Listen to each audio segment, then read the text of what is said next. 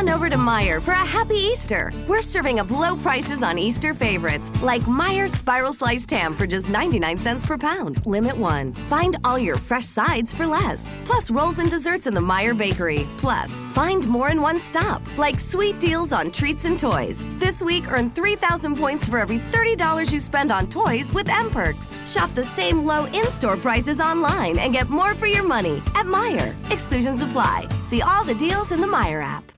The show is brought to you by our generous patrons at patreon.com/FalloutLorecast. Robots Radio presents the Fallout Lorecast. Welcome to the Fallout Lorecast, a place for the Fallout community to come together to explore the boundaries of our knowledge about the world of Fallout.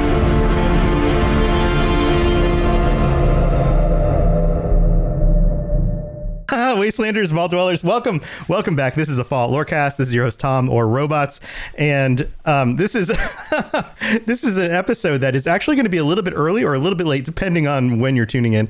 The episode I planned to get out last week was an interview, and I'm not going to spill the beans on it yet, but we were waiting. Ken from Chat of Fallout 76 podcast and I got to do an interview with some of the devs over on the Fallout 76 team. And we're still waiting to get official approval from the Bethesda team to get that episode officially out. So I was hoping to get that out last week. It never quite happened. But I'm recording right now a new episode for you guys with two very cool guests. These two guys have shows on the Robots Rocket Club. And these shows are some of the coolest shows that I know of in the Fallout universe. And first of all, I'm going to introduce one of the guys that has been on the Rocket Club for a while now. You've probably heard his show, The Modus Files. Lawrence, how are you doing? Welcome to the show. Well, thank you. It's a pleasure to be here.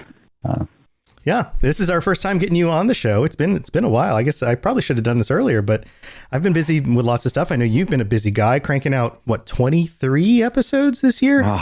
A lot. I actually lost track. I think the last time I checked, it might have actually been 29. 29. It was even more than I expected. So it's been busy. Oh my gosh. Yeah. I don't know how you keep up and get a show with all the voice actors, all the scripts, all the editing. That's so much work.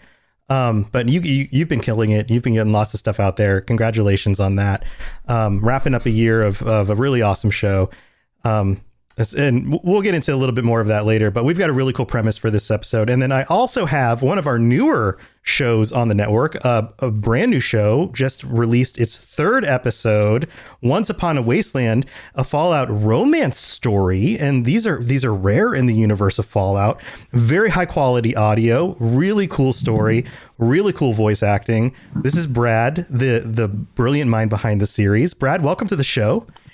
Thank you. It's definitely great to be here, and to be here with Lawrence is certainly an honor. Lawrence and I have collaborated quite a bit, and he's been absolutely invaluable to whatever success the show's achieved. So it's great to be on here with him and with you. Yeah. So we have a quick question here in chat. Villain Behind the Glasses asks, where does one go to listen to these shows? All of these shows are available, just like my shows, on any podcatcher, Apple Podcasts, Spotify, Stitcher, anywhere that you can listen to my podcasts. Your guys' shows are also available. So, anywhere that you would normally listen to these shows. So my shows, go listen to their shows. So great question, Villain. But you guys are, I think, the perfect guests for our topic for today, because we're continuing our What If series with a really cool topic. Both of your shows take place in the setting created by Fallout 76, West Virginia, the post falling of the bombs, 25 years after the bombs dropped. That's kind of the setting that we get, right, in the Fallout 76 part of the Fallout universe. And in the Fallout universe that we're given in the Fallout 76 story, we come into a world that's been not only irradiated with super mutants and the typical Fallout stuff, but the situation that they are really dealing with when we open up that vault door and come out of that vault is very specific, because there is the Scorched Plague, There, that's the main issue. And we come to learn that the people who were originally out in West Virginia were trying to solve this plague. And they almost did, and then they didn't. And so the premise for this episode is, what if the Scorched Plague never happened? And I know that we've been chatting a little bit about this when I invited you guys onto the show.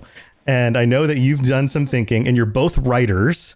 You're both very creative. And I know that your minds have probably gone in a million different directions about like, okay, well, how does this domino into this thing and this other thing and this other thing? And I know both of you guys are big lore buffs on everything that happened in the events of Fallout 76 and how the Scorched Plague affected different things, how the different factions went about doing this. But let's take this one step at a time, because I don't want to talk about necessarily why it didn't happen. I want to talk about like, let's just go from the premise of it just didn't happen. Where would the story go, and how would that affect our playing of the game and the factions that are there when we open the vault door? What would we see when we come out? How would the world be different? Who would like to start? What do you think would be one of the first things that would be distinctly different about the world of Fallout 76? So I think the most obvious one is we'd actually see people. You know, that's when we go out of the vault, we see nobody. There's corpses, then we run into the Scorched. So the first thing that we're going to see is people. And the first people that we're actually going to meet are going to be the responders, because they are the ones that actually occupy the forest region. They're very well organized. Now, we have to accept that certain events will still have occurred before the vault door opens. Mm-hmm. So Charleston Dam will have been blown up by the raiders. Right. You know, that's going to happen. So we would expect that the responders are going to be at the airport, but Flatwoods should be a thriving community. Right. Okay. So let's pause for a moment. Yeah. For those people who are a little bit fuzzy about the lore, or for people who haven't necessarily really dug into Fallout 76, the responders were the group of survivors who were left in the wasteland and came together to try to help the people who were stuck out in the world. And they came to blows with some other factions who were in the world, mainly raider groups. And we won't get into all the nitty gritty details, but there were definitely some bad blood between some individuals, and a dam was exploded and took out some innocents and some of the responders. And you actually see the remnants of this in Fallout 76. There's a large swath of land that used to be the reservoir and the dam that is now empty. It's all been washed away. So we would still see the results of that, is what you're saying. But we would still see that the responders would still exist. You don't think that the raiders or the responders would necessarily have gotten the one up on each other? So I think it depends on how deep you really want to get into it, because I would imagine that the responders were probably too well organized to be wiped out. Mm-hmm. I don't necessarily think they would be the predominant faction in the region. You know, if we think about kind of the story of Fallout 76, you have the responders, you have the raiders. We also have the Brotherhood of Steel. You know, this was a faction that existed. It was started by a group called Taggarty's Thunder. They were a U.S. Army unit that was in the region for war games. They became the Brotherhood of Steel in Appalachia. You had the Enclave, though I think in the story that we are following here, or what we're telling it, all of that still would have happened. Or excuse me, the Enclave in the White Spring Bunker, which was underneath a resort, there was again, we can go super deep into that. Suffice it to say, I would still wipe the slate clean. That faction itself wouldn't exist in any tangible way, though I have a lot of ideas of how they would play a part in the world. And then way off in kind of this region of Fallout 76, they call the Mire, which is, think of it as like the backwoods of Appalachia. You have the Free States, and these are basically anarchists. So that just kind of gives, I think, our listeners a little bit kind of the lay of the land of the different factions that are around, all of whom would exist in some form or fashion, and we would be able to interact with. So for those who have experienced Fallout 3 and Fallout 4, or even some of the other Fallouts, you would find a multi-faction, really region that you would start interacting with as a player. So you would find and hopefully have the ability to ally with one or more of them. And there would be a story that we would follow, probably built around with the people that actually wanted to rebuild Appalachia versus the people that just wanted power. So you would have, pretty much the Raiders versus everyone else. But I think there's a lot of dynamics between the other factions that would come into play. So right. I'm going to stop monopolizing the time here. No, that's a great foundation set. The Brotherhood, Taggarty's Brotherhood in the region was wiped out in a last-ditch effort to get rid of the Scorched. They were overrun by the Scorched, and that's why they're no longer there. In fact, many of these groups were trying to do what they could in order to fight off the Scorched Plague, and they either were destroyed or had to leave because they couldn't hold them off. So in this situation, you're saying that each of these groups were established enough by the time the vault was open, and many of these groups were actually, sadly enough, came to their end just moments before the vault doors opened, seemingly. So you're saying that we'd come out into a wasteland that would be very similar to something like Fallout 4.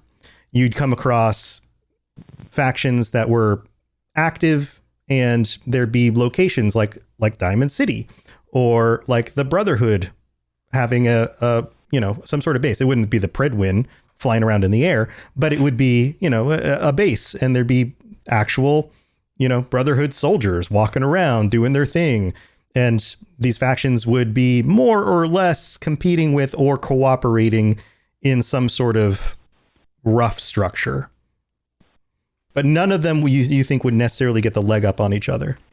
No, I mean, I think that it's, if you look at the lore of Fallout in general, you never really have one faction that's able to establish like preeminent control, and that's because there's just an undercurrent of competition that really exists amongst pretty much everyone. I mean, I think the Minutemen in Fallout 4 were probably one of the only ones that wasn't out for really their own power. Right. I think the Responders would probably correspond more to that picture of the Minutemen. But, I think you would find an Appalachia that would be very dynamic, and you would actually have shifting alliances. So I think that you might have the Free States cooperating with the Responders in some respect. Taggarty's Thunder, this Brotherhood of Steel was actually very militaristic. They didn't cooperate well with civilians. They took what they wanted. Now, of course, if you remove the Scorched, are they as militaristic? I think you might actually be able to make the argument that the super mutants might become the bigger threat and still force the Brotherhood of Steel or Taggarty to take that hard-lined approach, which would then alienate the other civilian factions. So, I mean, it would definitely not lend itself to, I think, cooperation. I think in a way it almost creates more conflict, and actually conflict between people. Yeah, well, Taggarty's group came directly from the U.S. military. They did come from now. Brad, I want to move to you. Do you think do you have the same concept here? Do you think that this tracks with what you think would happen? Yeah, I think the key is something Lawrence mentioned right at the beginning, which is the big difference is the sheer number of people. Right. So instead of just having a couple of Raider factions that are kind of splintered off here and there, you don't have the Brotherhood, you don't have the Responders. You have these factions that are active, that are vying for power or are trying to help or whatever, just like you do in Fallout 4. And the thing that I really think is, it's like, if the Scorched Plague didn't happen, Fallout 76 would not be a multiplayer game. It would be another single player game because it would play out not exactly like Fallout 4, but very similarly to Fallout 4. I think that, it was probably a conscious decision by Bethesda to have that sort of empty open world for players to interact with each other. In the absence of that, with a more dynamic, a more populated Appalachia, well, then that part of it is marginalized a little bit, and you would, I think, want to have it play out a little bit more like Fallout 4. Absolutely. The big thing about the Brotherhood of Steel, though, I think that Taggarty does not play well with civilians in general, and I don't think that would change in the absence of the Scorched. And even if Taggarty's Thunder completely wiped out the super mutants, I think they would still maintain that standoffish, militaristic kind of stance. And I don't think that they would become a sort of a trusted and cooperative faction. And I'm going to go Alanis here. I'm going to say, ironically, I think that the Lost Hills expedition that came out in the way the game actually played out is in a much better position, whether Knight Shin leads it or whether Paladin Romani leads it, to become a more powerful faction by not directly seeking power, by using their discipline, using their military know-how, using their skills at diplomacy, all of those things that they have, being led by the God Empress Odessa Valdez to help with community outreach. She's a character in your story, and so anybody who doesn't listen to your story yet doesn't know. But she's one of your main characters. Yes, but in all seriousness, I think that, and especially if Romani is the one who ends up leading that faction, I think that their desire to go out there and really cooperate with the community. I mean, in a way, they kind of take up the mantle of the responders in a way. They're not quite as altruistic as the responders. They still have that imperative to gather and hoard technology. But I think that under Romani's leadership, and I think, Shin's a little bit more of a softie than people give him credit for. I think he would also go along in the same way and have them as that kind of a faction, that kind of Minutemen faction, that kind of responder sort of a faction. But I think one thing that I was thinking about when we talk about this, the lack of a Scorched Plague, is because of the fact that Appalachia was largely, unlike the other areas that we've seen in other Fallout games, kind of not free from the effects of the war, but didn't have, dozens of nuclear bombs dropped on, carpet bombing the entire region. I think that it would become a destination, far from being just a place where people are. People would flock there from the Capital Wasteland, from the Pit, from all these other places that maybe we haven't even explored. You'd have that. I think you'd have a baby boom because people are feeling good about themselves. And I think that they would be optimistic because of the fact that they're not seeing the kind of devastation that other people are seeing in other areas. So, in a way, it's really in a position to become sort of a shining star of what used to be the United States.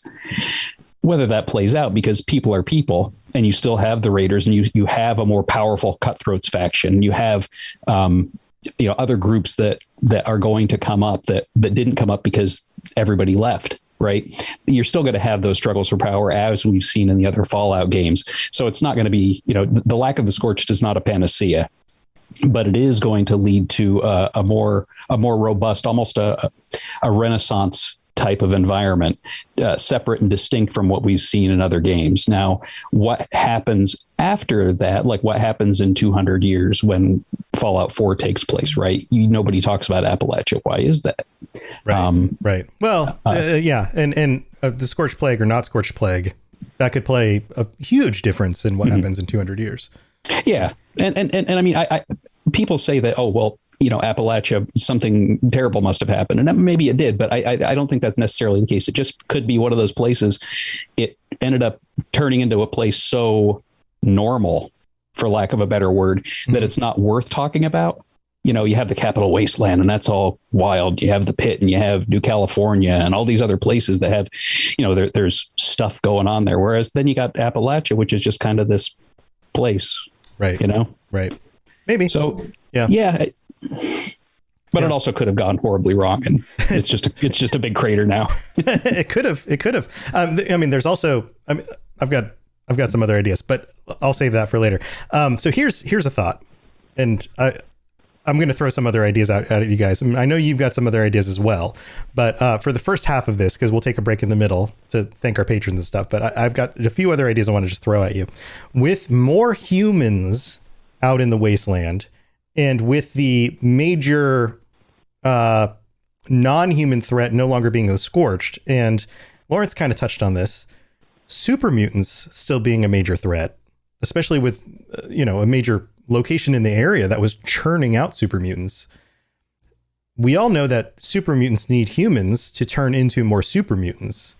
And with more humans being there, do you think that there would be more super mutants? there'd be more bodies to create more super mutants with. There are vats of FEV in the area. Would they become the predominant threat without Scorched there and with more humans around? I think they'd have to. I think that I think they're very well established in the lore. You see what they do in the Capital Wasteland. I think it makes sense. Also, just from a perspective of player interaction, they're actually kind of in the middle of Appalachia. It's, if you look at the map, West Tech is pretty much right in the middle. Yeah. And then you have Huntersville right there. And then you also have the Grafton Dam. You have the Colonel Steakhouse. You have these areas in which super mutants have infested. And I think that if you're going to make a threat that is, I wouldn't say existential, that's, I think, the way that I would go anyway, because I think if you look at now, of course, on the flip side of that, super mutants plus cryptids, if you start thinking about some of the cryptids that have popped up, the question that I always ask is, and this is actually one of the questions that started my podcast was, where did the cryptids come from? Now, most of them came from West Tech. They were FEV experiments, the Snallygaster FEV experiment, the Grafton Monster FEV experiment. Right. But then you have the Mothman. Then you have the Flatwoods Monster. Yeah. You have Wendigos, and these are quote unquote cryptids that came from somewhere. Now, I suspect, and I'm going to throw this out there, is that there was a lot more going on at Arctos Pharma than we have actually been let in. I mean, we see the basement. We know that there were a lot of experiments that were going on there. And actually, the Sheep Squatch, supposedly the Sheep Squatch came from Arctos Pharma. What else were they doing? I think that that's actually the dark horse in this whole conversation, which is West Tech was bad. It's possible that Arctos Pharma was worse. And then eliminate the Scorched Plague. Suddenly those experiments don't end when the bombs drop, because what are those researchers going to do? Yeah. Well, so I think that's actually a legitimate question you can throw out there to say, hey, maybe it's not just super mutants. It's actually I don't know if you want to call it a cryptid threat. I mean, maybe that's what it is. It's actually a cryptids plus super mutants because they're naturally related to each other. Mm-hmm. It's a mutant threat is what it is. Mutant threat. Yeah. Yes. Yeah. And I think one of the things that we've learned throughout Fallout, not just 76, but all the Fallout games, is whatever we see on the surface that we know is going on that's bad, there's probably things that are 10 layers deeper than that are alluded to or hinted at or implied that are much, much worse. And I think that what Lawrence is saying really plays into that. I mean, it's headcanon, but I always feel like, Vault 76 is supposed to be the good vault, right? Where it's one of the only vaults that actually did what its mission was without any kind of ulterior motives. I don't think Vault Tech really did that. I think that there was some stuff going in. Sure. I mean, they really did work toward their stated goal earnestly, but I also think that there was a lot more going on in Vault 76, and it would follow that there's also a lot more going on at Arctos. There's maybe even additional things going on at West Tech that we didn't find out about yet, and all those other kinds of things. So yeah, I think that, I guess part of what I wonder when we have a conversation like this is, do you look at it as a historian? Like, do you look at it and say, okay, if this doesn't happen, then what plays out? Or do you look at it as a storyteller, as if you're saying, I am developing Fallout 76 5 years ago, or 6 years ago, however long ago it was they started developing it. This is the way that I could tell my story with the Scorched Plague or without the Scorched Plague. How do I tell that story if there is no Scorched Plague? So I think that it's a fundamental difference in how you want to look at it. And I think I guess I kind of play both sides of the coin when I was thinking about it, but I tended to look at it a little bit more from a historian's perspective of, okay, this Nexus event didn't happen. Like, Henry VIII didn't behead his first wife. Sure. A Nexus event. What happens after that? Not, I'm writing a novel about what happens if Henry VIII doesn't chop his first wife's head off. Right. So, so there's a couple of different ways to look at it. And I think that those different ways fundamentally alter the way that things would play out. Right. I got you. Yeah, interesting, because it tracks in different ways in your mind when you play it in different ways. One other thing before we go to the mid break, the other thing that we get, the other potential threat group that's unique to Fallout 76 are the mole miners. And whenever there are dangerous threats in an environment, there's always an equilibrium that happens. And we see it from the perspective of the humans who have to live there. And as a human in the wasteland, we have to deal with mutant animals and scorched and super mutants, and of course feral ghouls. I mean, but that's part of the mutant threat, right? I'll lump them into the super mutants and stuff. But then there's mole miners, and they're new to this. But we don't ever look at it from the perspective of, like, how do these things all get along with each other? And just like animals in the wild, there's a balance. I'm sure the mole miners and the scorched don't necessarily get along either, or the super mutants and the mole miners, or the super mutants and the scorched, or, like, they're all competing for resources. They're all competing for land. So what happens with the mole miners if there aren't scorched? Do the mole miners stay in their hidey holes? Are they happy to live underneath the ground? Do less scorched civilians mean that there's more humans in those places where the mole miners would have been? And so the humans are now ferreting out the mole miners from those locations because they want the resources in those locations. Like, do you have any thoughts about how this would affect that part? So I'm really glad you brought up the mole miners, because I'm putting a lot of research into them, because there's a lot of cut content that didn't actually make it into Fallout 76 yet about the mole miners. So if we think about who the mole miners are, these were people who were downtrodden. They were strikebuster robots that were literally killing them before the bombs. Yeah. So they are about as anti-business, anti-people as you can get. And then, of course, now they're mutated and they're stuck in these things. I actually think that they could be a very significant threat in their area. I think the ash heap would pretty much become their territory. And I could definitely see them, and they do.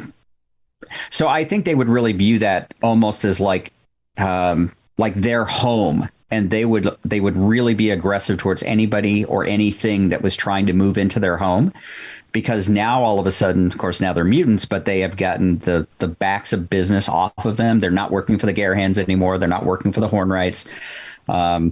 I think that there's a lot of potential there, and there's some intelligence going on underneath that. They're still, they're not completely wild. Well, if you read if you actually look at the translated dialogue lines, it is creepy what they talk about. Yeah. We talked with the devs about this, and that stuff, we were told that stuff isn't necessarily supposed to be taken as canon, that they just had to write lines to use, that the actual translation isn't supposed to be canon. But it does appear that they seem to be intentionally doing things, whether those lines are translated verbatim or not. They are saying things. They do have a language. They seem to be coordinating with each other. They are living and mining and working together. They're not feral ghouls. They seem to be intelligent, at least on some level still.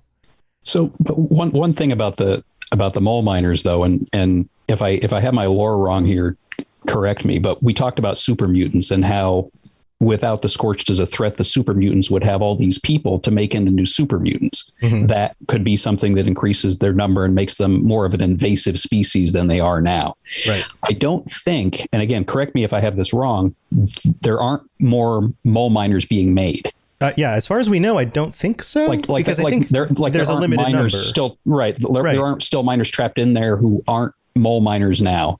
They're just, so whatever numbers we have are, that's the number of mole miners that we will have moving forward. So if it becomes a war of attrition, which I think it would be, look at the Civil War, for example, or World War I. You have these wars of attrition, and a lot of the the balance of power depended on your reinforcements, the reinforcements you had available. If the mole miners don't have any reinforcements, well, eventually these humans are going to kill them all, or the super mutants are going to kill them all.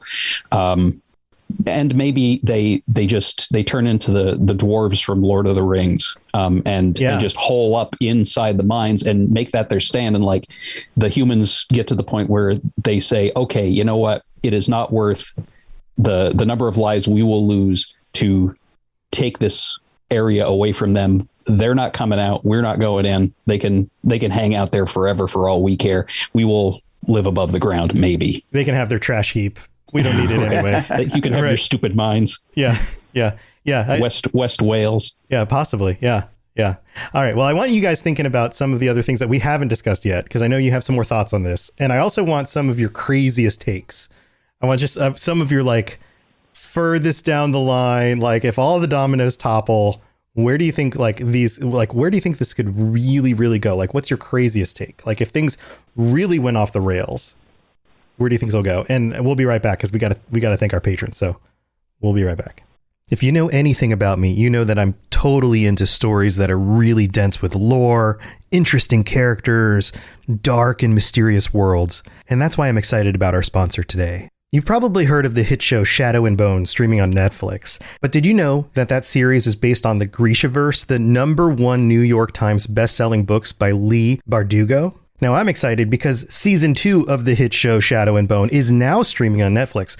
But if you're interested like I am in exploring the universe more, or just getting into a really solid fantasy world, then go check out the books. The Grishaverse is a lavish fantasy world in which science and magic collide. So if you haven't already, I recommend you get started with the book Six of Crows. Learn more about Alina Starkov's journey and enjoy a universe that Bustle calls the best magic universe since Harry Potter. To learn more, go to Grishaverse.com. That's GRISHAVERSE.com, or go pick up your copy of Six of Crows wherever books are sold.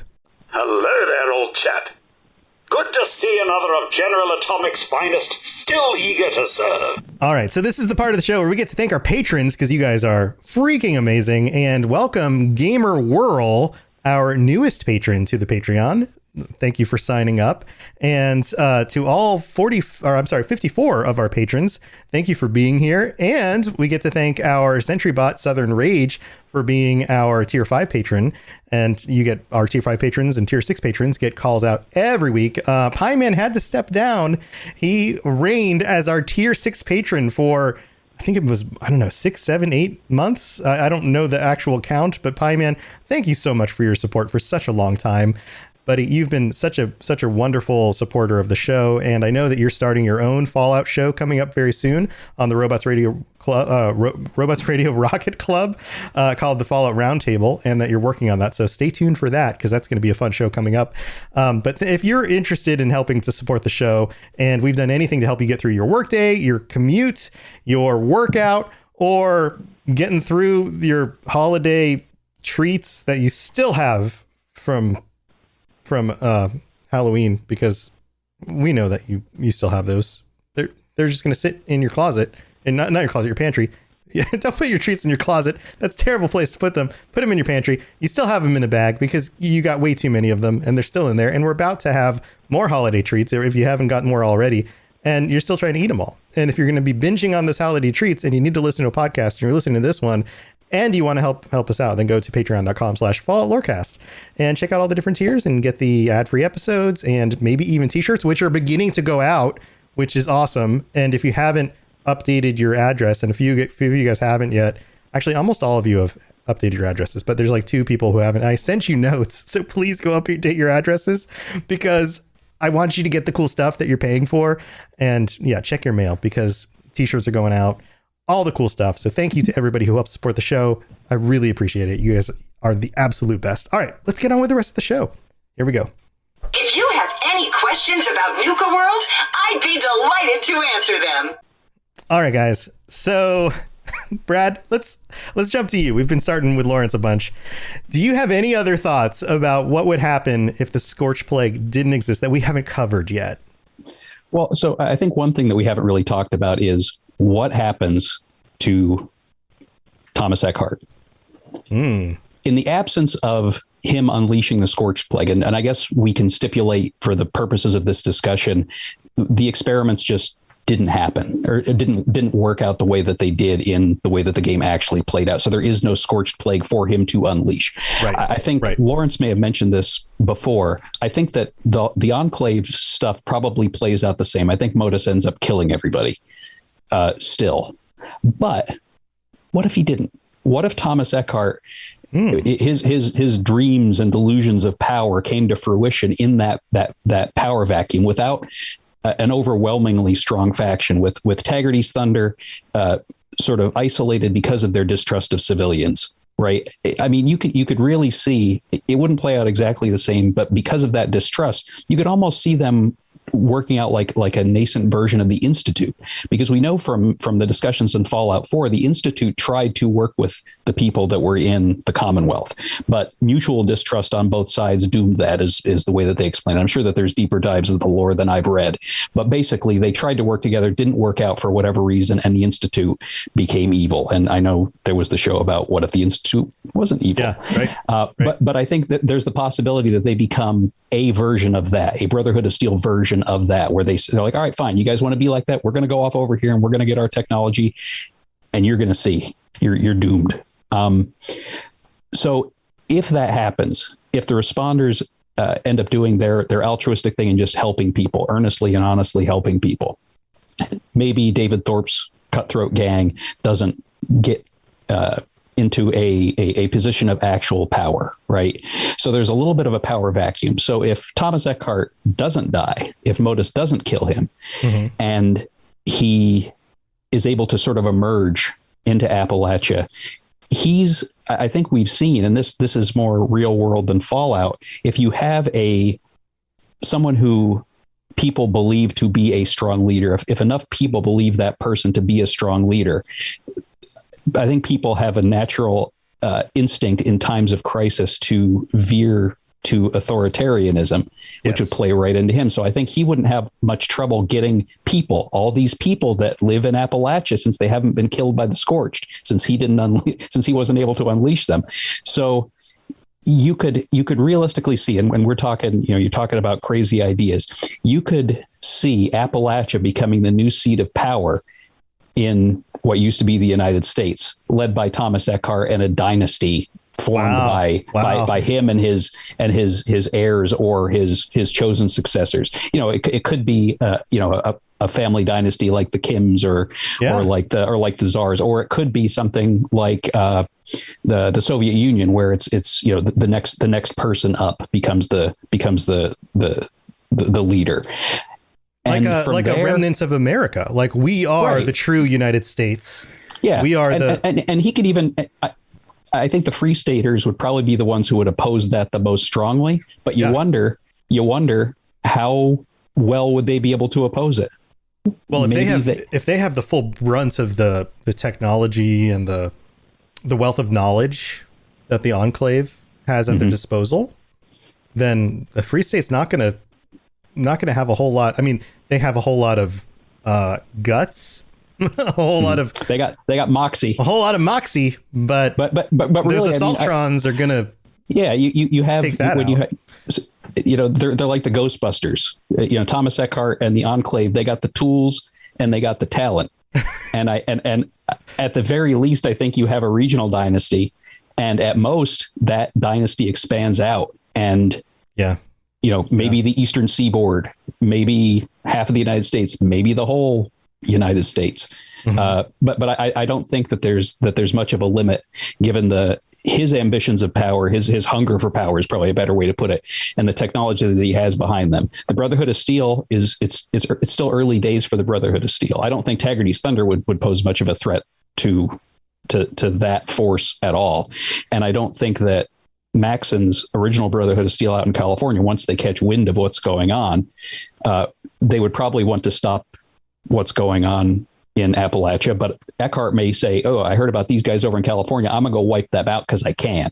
Yeah. Can you imagine? Can you imagine a Modus, a not insane or dangerous Modus, a Modus that was no, but let's take that another step. One that was able to be controlled and programmed to coordinate any of the robots that they discovered in search and reconnaissance of other robotic technology, and in search and reconnaissance of any other former United States members of the United States government, military, anybody else that was at least in some way true to the original intent of the United States government, pro-enclave, any of that stuff. And you give that mission 10, 15, 20 years, and you send out all the Assaultrons, all the Mr. Handys, all the technology that you could muster out from West Virginia, which is in the middle of the East Coast. You know, you send them out to Ohio, you send it out to the East Coast states, you send it down to the South, and you have all of that stuff come.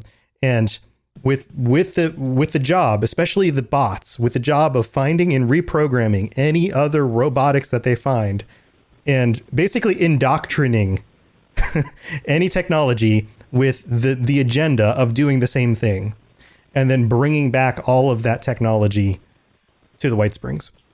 Well, and we see that even with the Bots on Parade event.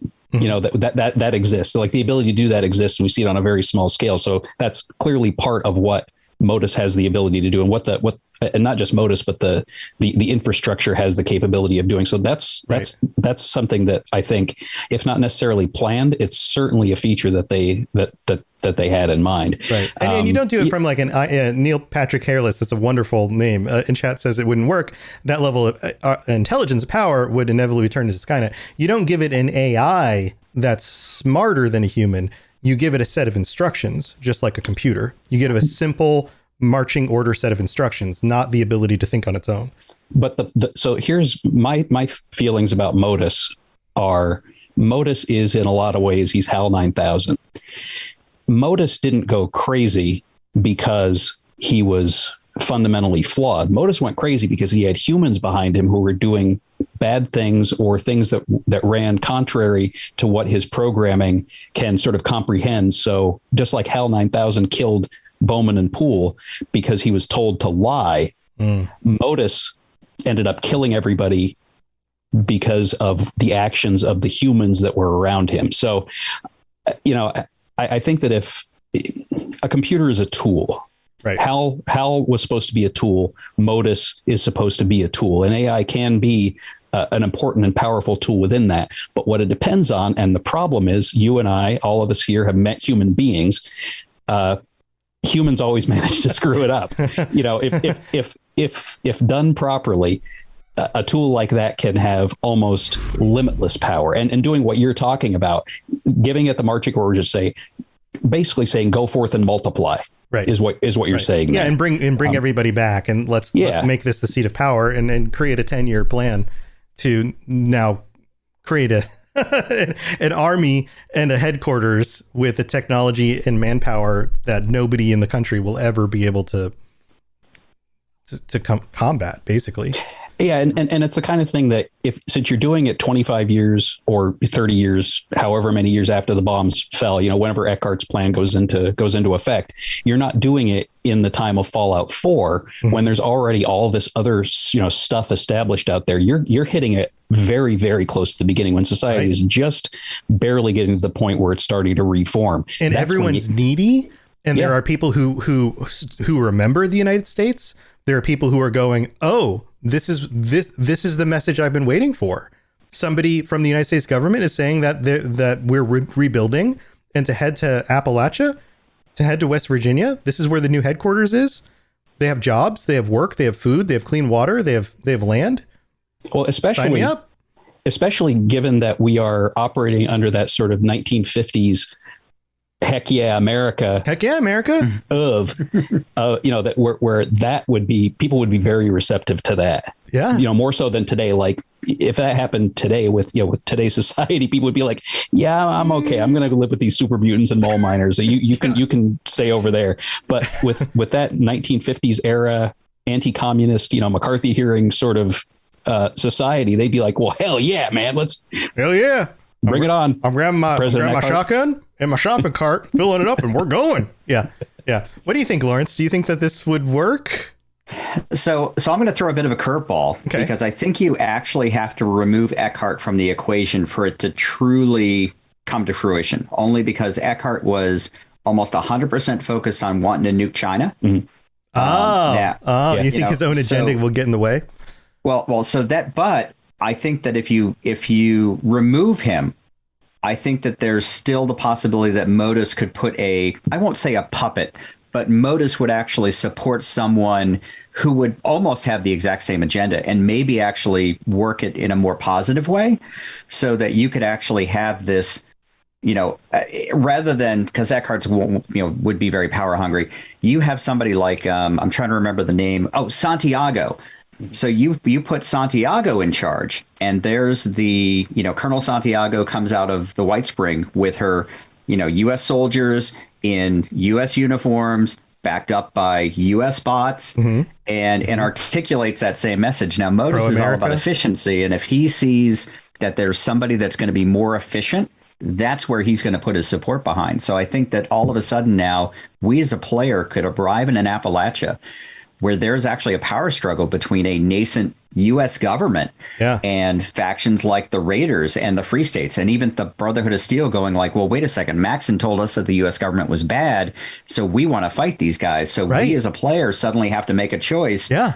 Do we support what is functionally the U.S. government, or do we support people who are like, well, no, these are the same people who started the war in the first place. Right. We want our freedom. So, I mean, that's a really cool scenario that you could play out. That's a huge dilemma for the player because that, like, in Fallout 3, the Enclave is very clearly the bad guy. They kill your father, right? They're set up to be like, these guys say they're America, but they're the bad guys. Come on, right? In this scenario that we've just come up with here, it seems like especially if Eckhart isn't in the equation anymore and Modus isn't like the crazy, creepy AI underneath everything, this seems like, shouldn't I go with them? Shouldn't I be on that side? But wait, the Brotherhood's supposed to be pretty good. I mean, I like except for, Maxon being kind of a racist in Fallout 4. I mean, the Brotherhood's pretty good. But I mean, the Free States can be pretty good too. The first responders those guys are pretty good too. But these guys say that they're America, but these other groups are against them. Like that creates a real dilemma, especially for the player, especially as an American. You're going, well, it seems like they have the right plan here, but I can totally see how in this scenario that group could become way too powerful, way too quickly. And in any scenario where one group outgrows the power of every other group, all it takes is one leader with the wrong agenda to misuse all of that power. Well, so are you guys familiar with the Star Trek episode Patterns of Force? I don't know them by name, but I have. Patterns of Force is the Nazi episode. Okay. It's so you had the Federation guy who goes to this planet and he's like, hey, this system of government could actually work if you had somebody who wasn't just the most evil human, one of the most evil human beings in the history of mankind running it, like, the efficiency and all this other stuff. I think that's similar to kind of what we're talking here.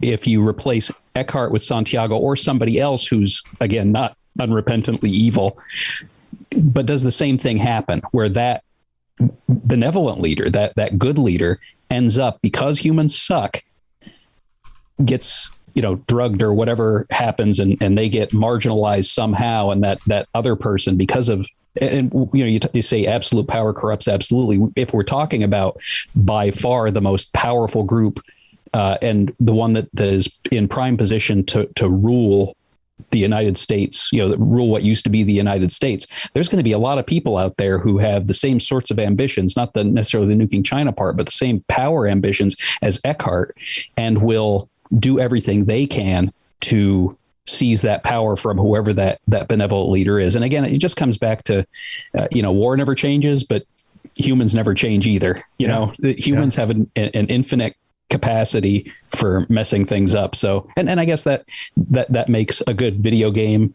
and that makes a good story, because if everybody's perfect, if everybody, and this is a terrible thing for me to say, but if everybody lives happily ever after, well, where do you find the drama in that? Oh, sure. But that's why drama is so interesting, is because that's what real life is like. Mm-hmm. You know, life is not just easy sailing. You know, reality is not easy sailing. Our history is not the stories of just everything going easy and simple. It's like our history is complex and it's tragic.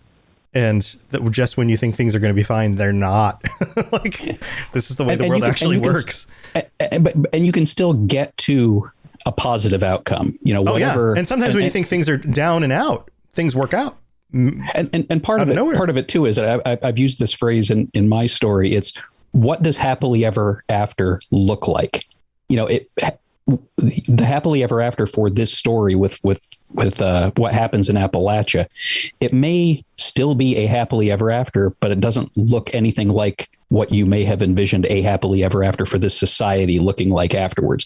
So maybe it's not Santiago who rules it, but Santiago gets shoved off to the side by somebody evil, but then some other leader rises up and seizes power from whoever takes over for Santiago, and ends up putting something in place that's better than what would have come before. You know, sort of like I was talking about with, I think that the Romani Shin Brotherhood faction is better positioned for long-term success in Appalachia than Taggarty's Brotherhood faction would have been had they survived. It's kind of a similar thing, where if you asked Maxon at the beginning, said, "Hey, listen, do you want this your Brotherhood faction in Appalachia to get wiped out?" He's going to say, "Well, no, obviously not." But after, you know, if that was the way that things played out, and the Romani Shin faction ends up being a powerful force in the region, well, he's going to be okay with that. So that quote unquote happily ever after wasn't the one he was picturing, but it ended up being better than the one he was picturing, and that kind of thing can happen. I like happy endings. I'm a sucker for those, which I don't know why I play Fallout, but So Lawrence, we're getting closer to the end of the episode here. Do you have any like crazy like what ifs where this might possibly go? So the one that we haven't even discussed yet, and actually a personal favorite of mine, is David Thorpe. You know, here was a pre-war executive who took a bunch of vacationing upper class people and turned them into ruthless raiders. Mm-hmm. And if you look at what he was able to accomplish in just a short number of years, you know, the raiders were everywhere. I mean, they were a legitimate threat. They stole technology from the Brotherhood. They camped out like literally at the doorstep of the responders. So in my mind, I think they're the dark horse as far as becoming the preeminent faction in Appalachia, because David had a brilliant mind. He was incredibly organized, and he could convince people to do whatever he wanted. So I think if we think about a crazy scenario, I actually could potentially see the Raiders becoming the faction, and God forbid they should get access to the silos. Uh-huh. I mean, imagine a Raider faction with access to nuclear weapons. What if a Raider faction organized like a corporation? Yes. That it's a little bit on the nose, I think. Yeah. I mean, that's actually, I think, the existential threat really that we could find ourselves facing is a Raider faction that matures. So imagine David, because he wipes out the Mistress of Mysteries. Maybe he actually gets access to cryptos. You know, so I think that's, you know, maybe you have a White Spring Raider war that goes on, that you have the technology of the White Spring, but they don't have the numbers. You have the Raiders that have the numbers plus the intelligence. Yeah. And, you know, that's a really interesting scenario to get into. I mean, the smart Raiders basically turns into the mob.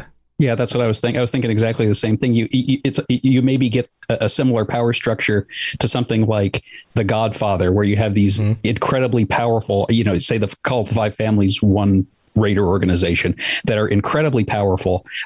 It wouldn't play out exactly the same way because I think they would be much more overt in their power. Like they would be quote unquote law enforcement. They would be commerce out in the open. They would be much more entrenched in legitimate business than the mafia in the real world was. And they wouldn't operate nearly as much in the shadows. Like a corporation, they would be sort of really out there and very proud of what they were doing.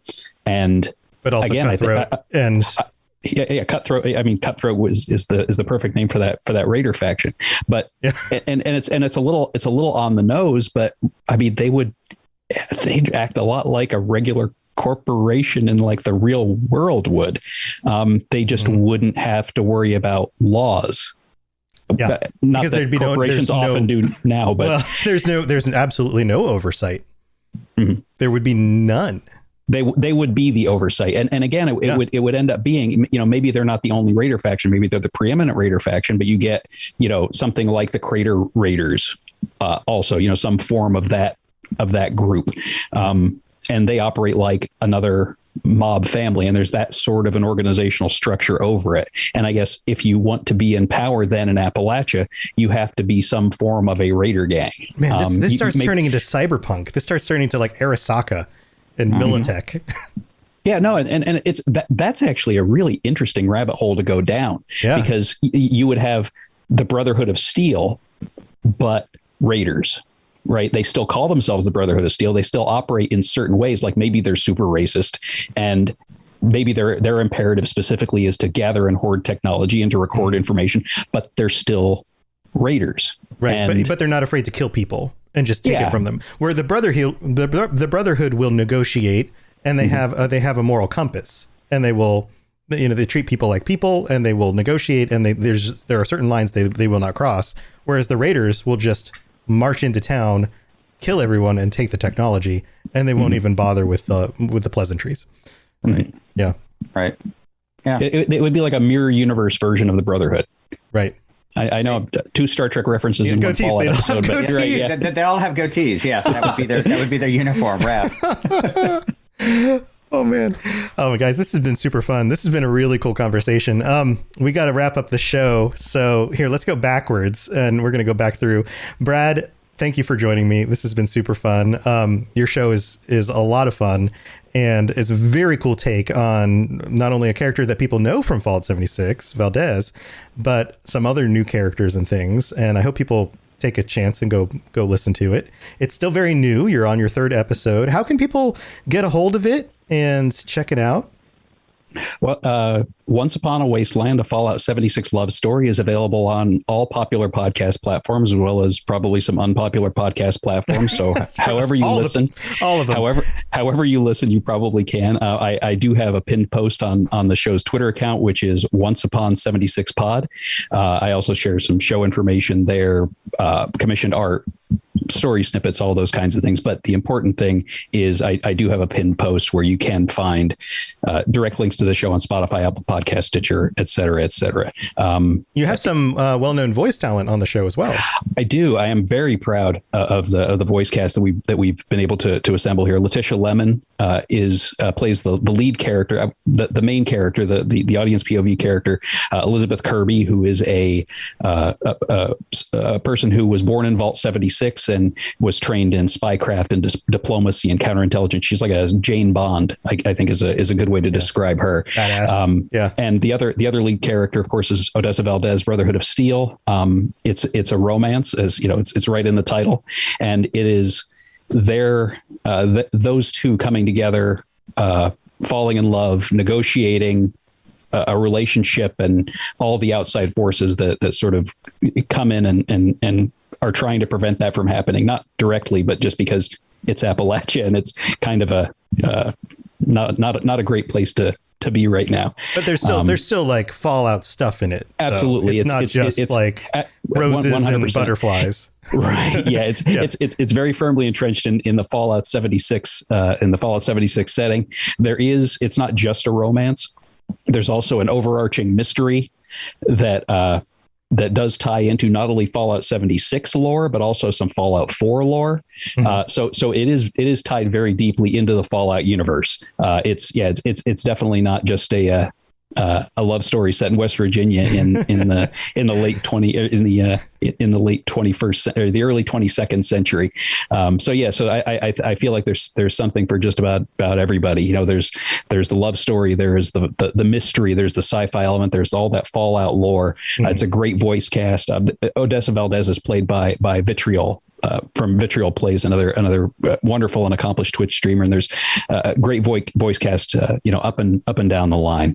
Awesome. Well, very cool. Well, thank you for joining the show, and then Lawrence, thank you for being here. How can people listen to the Modus Files? Yeah. So as with Once Upon a Wasteland, you can find us on iTunes, Spotify, just about everywhere. But you can but probably the best way is to follow us on Twitter. We're at Modus Files. Very active there. Always talking about what we're doing on the show. Lots of lore around the characters that we've developed. We also have a website, which is modusfiles.com. We've also started uploading our episodes to YouTube. So if you go to Modus Files on YouTube, you can find our episodes there. Not all of them yet. We're still in the process of uploading those. And we did just finish our first season. Also, as a bonus to the community, we did a mini series this past year called The Last Days of Appalachia, which actually talk about it's actually stories based on the last days of each of the factions in Fallout 76. So just like we talked about what would happen if there was no Scorched Plague, this is actually kind of my take or our take on what happened to the responders, like that last couple of days. What did they experience? What did they see? What did they do? And that's the same for all of them. And actually, if you listen to that miniseries, there's a pretty big twist at the end that ties back into the main podcast. No spoilers there. I'm going to ask you guys to go listen to it. But it's great. So like I said, first season is over. Second season is going to start in early 2022. We actually have 4 full seasons planned. And we will answer the question why people don't talk about Appalachia in Fallout 3 and 4. Oh, so. Interesting. And in chat, Solid Snake says, we have a Discord. Do you have a Discord? We do. And unfortunately, I am not the one that manages the Discord. But certainly I'll get that information up on our Twitter feed. So like I said, anybody here that's interested, follow us on Twitter. We'll get that information, and certainly also encouraging everybody to get on the Discord, and I will figure out exactly what that is. Yes. It's one problem with wearing every single hat is that, sometimes you don't end up knowing everything. Oh, God, I know. I know. And I will say, and probably as we mentioned it before, so Brad here is actually the voice of Modus. He was one of the first voice actors that I brought into the show. He has been an absolute pleasure to work with, absolutely top rate talent. And it has just been such a wonderful experience. I don't think I could actually do what I do without the support of people like Brad, and especially of Brad. So. Yeah, there's so much fun crossover in the Fallout community. There's always fun stuff going on. So, well, I could also mention that the prologue episode that I did, which Tom was a suggestion that you made, and I think it was a really good one. Lawrence provided one of the voices in the prologue and did a fabulous job of that. So, I encourage you to check that out to hear Lawrence, the voice actor, in addition to, after you listen to Lawrence, the producer, writer, and narrator, you can also check him out as purely a voice actor reading words somebody else wrote. Yeah, you'll hear a lot of recognizable voices when you listen through stuff. So, man, that's a lot of fun. And if this stuff went all really fast and you want to just kind of catch all this stuff, you can always log into the Robots Radio Discord. Each of these shows has its own channel. So don't be afraid to just log in and say, hey, what were the links for these things again? What was the name of this thing again? We're always happy to share stuff with you guys if there's ever anything you need. Or you can go to robotsradio.net. There's stuff on there. So any of the stuff you need, don't be afraid to ask. We're always happy to help you guys out. So again, that's Once Upon a Wasteland and the Modus Files, if you guys want to check out those shows. And all of my shows and all the shows on the network, robotsradio.net. And my stuff, if you want to come check out the live shows, are at twitch.tv/robotsradio. My live video game streams are now on the Robots Radio YouTube channel.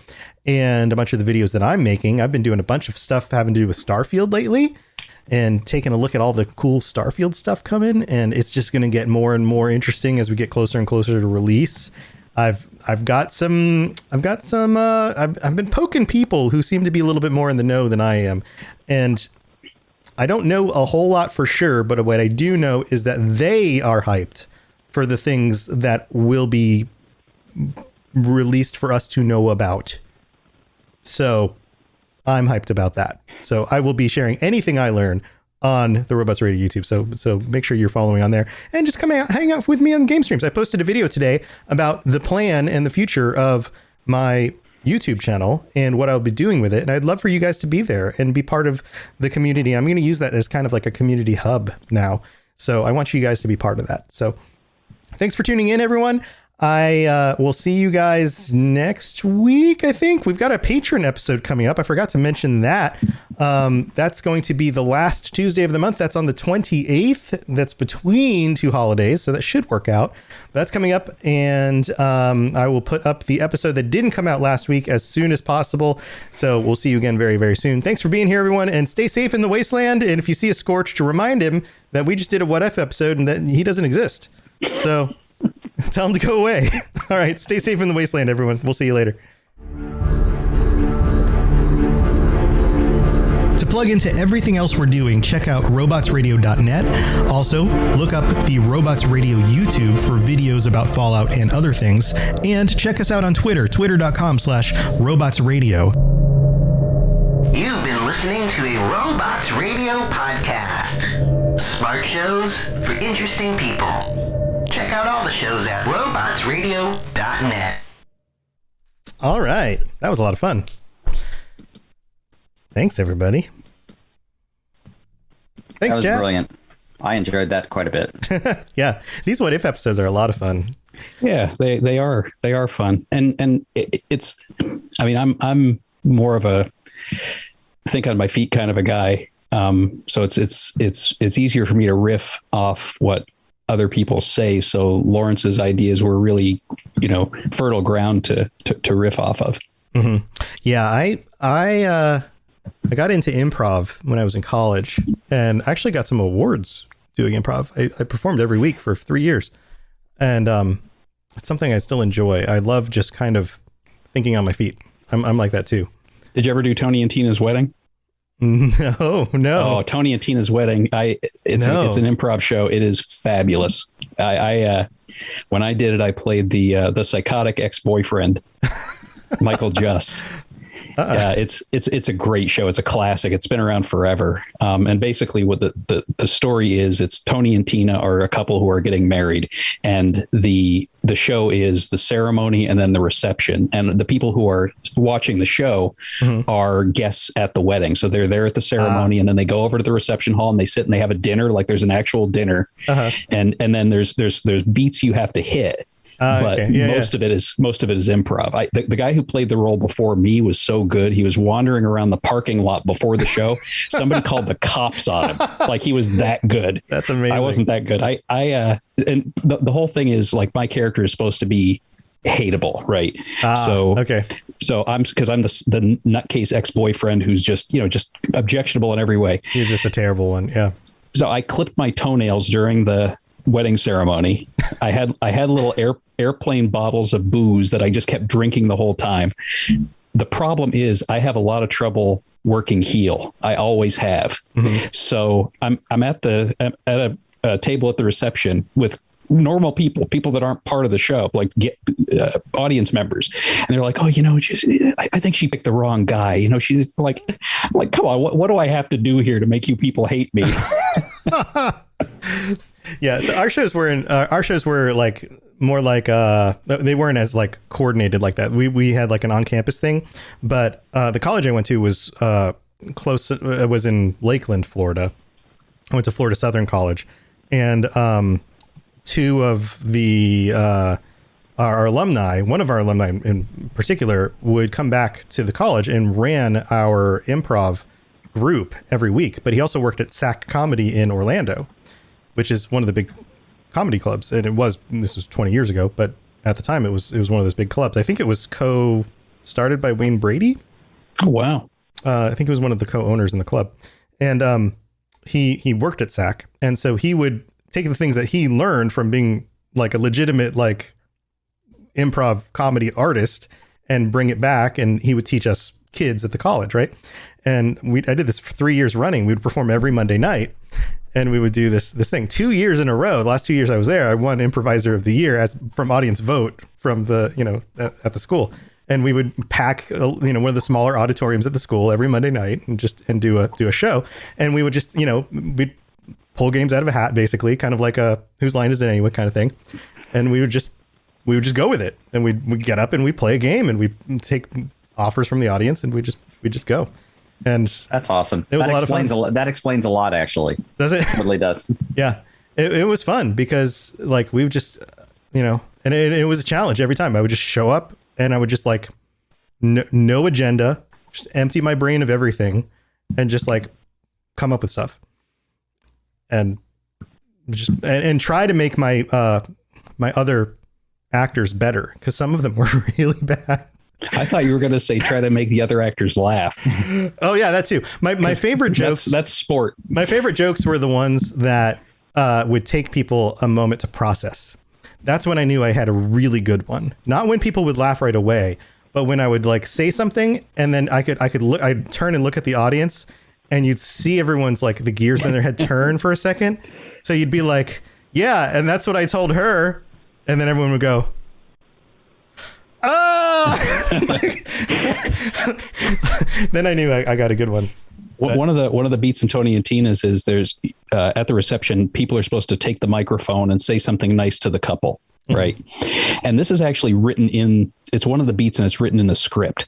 It's one of the few things that are actually that has a line written out. So what I'm supposed to do in that part is I'm supposed to grab the microphone and everybody like gets all hushed because I'm a maniac. Yeah. And I'm supposed to say, just remember, no matter where you go, there you are. The Buckaroo Banzai line. Uh-huh. So no problem. So we do rehearsals. The rehearsals are fine. Everything goes great. I deliver the line exactly as I'm supposed to. Day of the first show, I grabbed the microphone and I said, just remember, wherever you go, don't think you're the first person who's ever been there. The guy who played the best man almost fell over. The audience just went, oh. Right. Yeah. It's delivering a payload like that is something you have to save. And there was another thing is there's a scene in that where I get kicked out.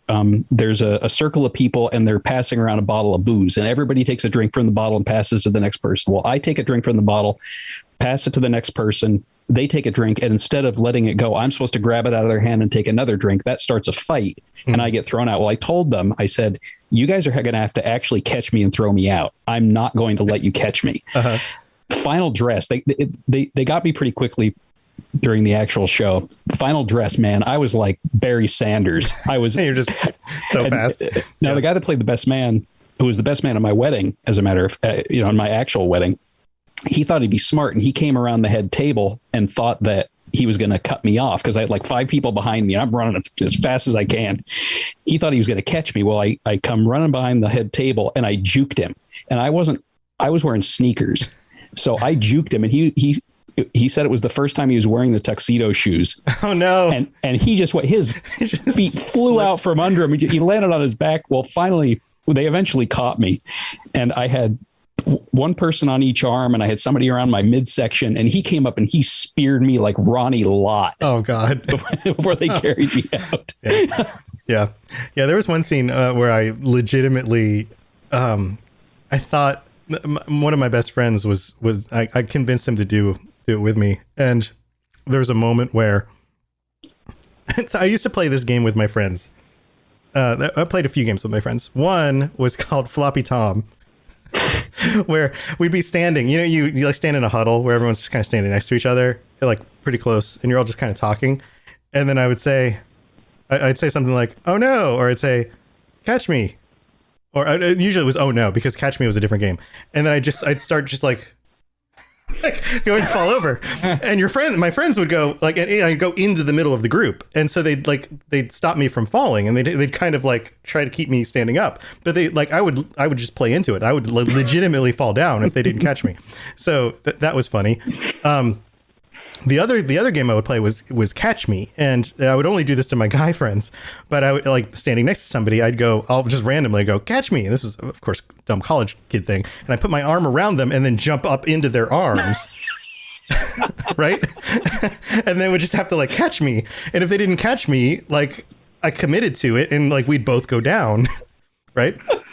So these were, like, the kinds of things I would do to my friends. Well, my friend was in playing this thing with us, and I don't remember what the sketch was we were doing, but for some reason, I get really scared, and I yelled, catch me, but I was behind him, and I jumped on his back, and he didn't expect it, and just face planted him into the middle of the floor and the stage. And yeah, it was, he was pretty sore after that. Oh my God. But we, legitimately face planted him. I got punched in the mouth during a musical. It was Children of Eden, and in the second act, I played one of Noah's sons, and this other actor, who, by the way, the same actor broke his brother's arm during a different show. Oh, geez. So he's kind of a maniac. Well, there's supposed to be this fight, right? And there's supposed to be, a struggle, and he kind of, shoves me or whatever, and I recoil back, and everything's on a platform. Well, he somehow managed to just crack me. I think it was with the back of his hand, right upside my nose. And instead of, I was supposed to kind of fall off backwards to the left, because if I didn't, I'd fall off the stage. Mm-hmm. But he hit me, and I went up like Mike Tyson hit me with an uppercut. I just went straight up and straight back, and I didn't fall off the stage, but it was close.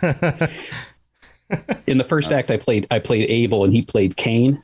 Mm-hmm. And after that show, I think the reason I have right shoulder problems is because of him, because he took the rock and did it on away from my head, but he drove his elbow into my shoulder every single time he did it. So like my feet were probably going like, choo, choo, like, kicking up every time he did it. Damn it, Jack. Jack. What are you doing? Man, well, this has been fun, guys. Yeah, absolutely. Yeah, well, thanks for hanging out again. This episode, I think I'll put up as soon as I possibly can. So I'll let you know when I have it all edited and notifications are up. And then you're welcome to share it around. Awesome. Yeah, guys. Well, have a wonderful night. Chat, thank you for being here.